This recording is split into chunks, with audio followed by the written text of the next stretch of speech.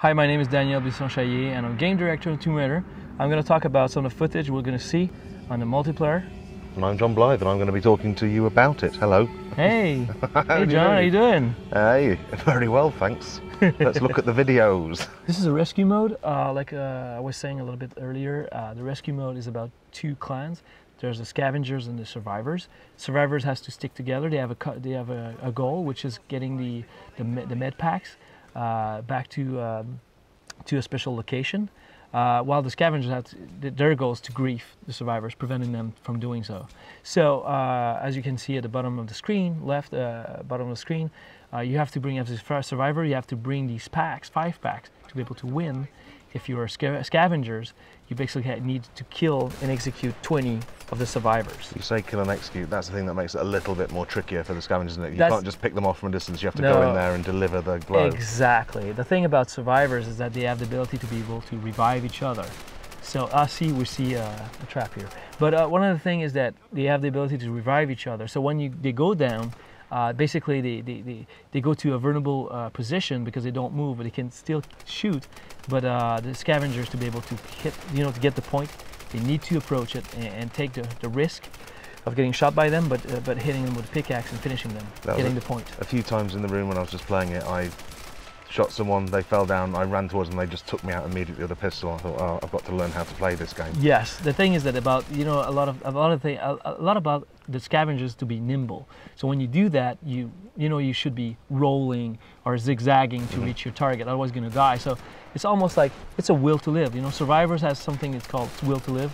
It's basically they're down and they can revive each other. So that's why they don't die immediately when they get shot. Like, for example, the scavengers, you can kill them one shot. You mentioned the trap earlier, and another one just happened. Yeah, it just happened there. Was that set by the scavengers, or are those just environmental things? No, it's something. Everything in the game is interactive, meaning that every game changer is activated by the players. As you can see here, there's a storm that was activated by Roth here, the character Roth. So the storm, like I was saying previously, Roth sees these enemies, he sees the outline, he sees a red silhouette of them, he sees their name tag, while they don't see him. They don't see the silhouette, they don't see his name tag, they're blind, so they don't know where it comes from. It lasts a couple of seconds, but they have when you activate it, it gives the advantage to the entire team. We were talking about traps here, see, we saw Roth basically put a trap in there. The scavengers get trapped when it's a snare trap like that. One of the goals for us is not just like, okay, I'm getting all these kill streak and suddenly I have a magical weapon appearing in my hands. One of the core elements of Tomb Raider is about exploration. One thing that was very important for us is that you have to explore the environment. The traps are there, but you have to activate it. So if you're the blue team, if you're survivors and you activate it, survivors won't never be affected by that trap. But a scavenger can be getting trapped by, for example, a snare, or we have other different type of traps that you can activate. And basically is using, because survival is the main theme, even in multiplayer, is using the environment as a tool to protect yourself, to give you an advantage against your enemies. That's kind of interesting, putting up the menu like that, because I remember when we started working on this one, actually the first version of that was 2D.